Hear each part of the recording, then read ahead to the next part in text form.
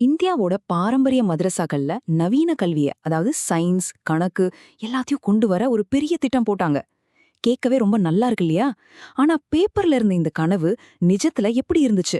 ஒரு independent report இத பத்தி என்ன சொல்லுச்சுன்னு நாம இப்போ ஆழமா பார்க்க போறோம். எல்லா குழந்தைங்களுக்கும் ஜாதி மதம் மொழி பாலினம்னு எந்த வித்தியாசமும் இல்லாம ஒரே மாதிரியான தரமான கல்வி கிடைக்கணும். இது நம்ம தேசிய கல்விக் கொள்கையோட ஒரு முக்கியமான வரி. இந்த ஒரு பெரிய லட்சியத்தை மனசுல வச்சுதான் SPQEM திட்டம் ஆரம்பிக்கப்பட்டது. சரி, நாம இன்னைக்கு என்ன வரிசையில பார்க்க போறோம்னா, முதல்ல இந்த திட்டம் எதுக்கு, அப்புறம் இதுல என்னென்ன விஷயங்கள் இருந்துச்சு, ஒரு டீம் நேர்ல போய் பார்த்தப்போ என்ன கண்டுபிடிச்சாங்க, எது நல்லா போச்சு எது சரியா போகல, கடைசியா இதை எப்படி சரி செய்யலான்னு சில பரிந்துரைகளையும் பார்க்க போறோம். ஓகே, முதல் பகுதிக்குள்ள போலாம். எதுக்காக இந்த SPQM திட்டம் தேவைப்பட்டது? இதுக்கு பின்னாடி இருந்த அசல் காரணம் என்ன? வாங்க பார்க்கலாம். இங்கேதான் பிரச்சனையே ஆரம்பிக்குது. நிறைய முஸ்லிம் குழந்தைங்க பாரம்பரிய மதரசாக்கள்ல படிக்கிறாங்க. அங்க பெரும்பாலும் மதக்கல்விக்கு தான் முக்கியத்துவம் கொடுக்கப்பட்டுச்சு. இதனால அவங்களால நேஷனல் லெவல்ல மத்த ஸ்டூடெண்ட்ஸ் கூட போட்டி போட முடியல. இந்த கேப்ப குறைக்கிறது தான் இந்த திட்டத்தோட முதல் நோக்கம்.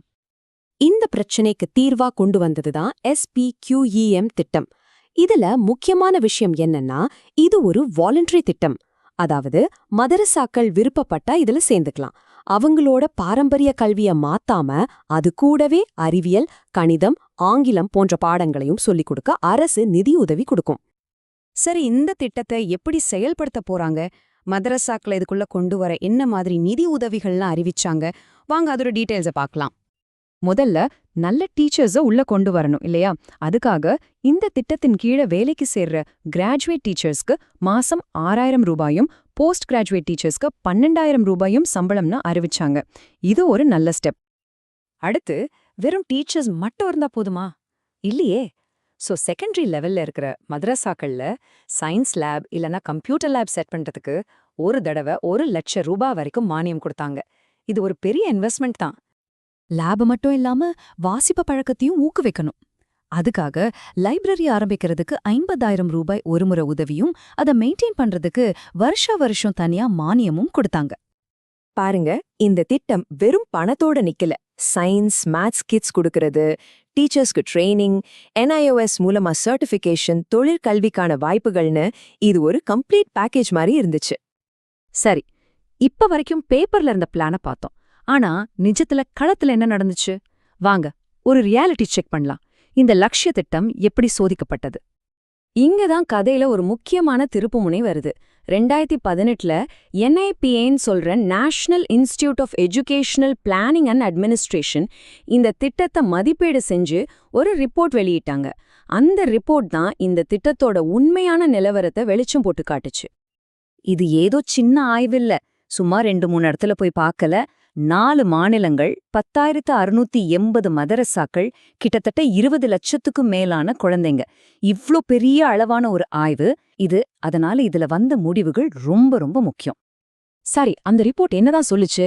சில நல்ல விஷயங்களும் நடந்துச்சு, ஆனா அதே சமயம் சில அதிர்ச்சியான உண்மைகளும் வெளியாச்சு. வாங்க அத பார்க்கலாம். முதல்ல ஒரு சூப்பரான விஷயத்துல இருந்து ஆரம்பிக்கலாம். இந்த திட்டம் மக்கள் மத்தியில செம்ம ஹிட்.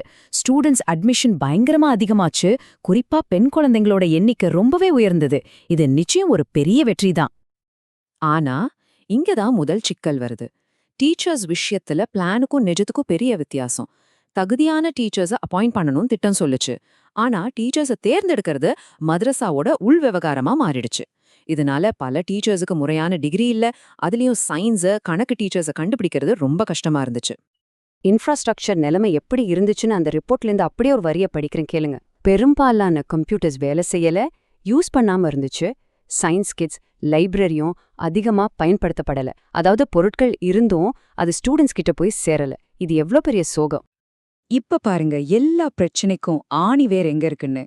470.92 கோடி ரூபாய். யோசிச்சு பாருங்க, இது மொத்த திட்டத்துக்கான பணம் இல்ல. ஒரே ஒரு மாநிலத்துல, அதாவது உத்தரப்பிரதேஷ்ல மட்டும் பெண்டிங்ல இருந்த தொகை இது. இந்த ஒரு நம்பரே போதும் ஃபண்ட் ரிலீஸ்ல எவ்ளோ பெரிய சிக்கல் இருந்துச்சுன்னு புரிஞ்சுக்க. பணம் சரியா வரல. சரி, அது மட்டும்தான் பிரச்சனையா? இல்லவே இல்ல. கரெக்ட் டைம்க்கு பாடப்புத்தகம் வரல. பல மதரசாக்கள் வாடகை கட்டிடங்கள்ல குறைஞ்ச வசதிகளோடு இயங்குச்சு. NIOS கூட முறையான இணைப்பு இல்ல. டீச்சிங் மெத்தட் இன்னும் பழைய சாக் அண்ட் டாக் முறையில தான் இருந்துச்சு. இப்படி பல தடைகள் அந்த திட்டத்தையே முடக்கி போட்டுச்சு. சரி, இவ்ளோ பிரச்சனைகள் இருக்கு. அப்போ இந்த திட்டத்தையே கைவிட்டிடலாமா? இல்ல, அந்த அறிக்கை முன்னாடி போறதுக்கு சில தெளிவான வழிகளையும் காட்டுச்சு. வாங்க அதோட முக்கியமான பரிந்துரைகளை பார்க்கலாம். அந்த அறிக்கை சில தெளிவான தீர்வுகளை சொல்லுச்சு.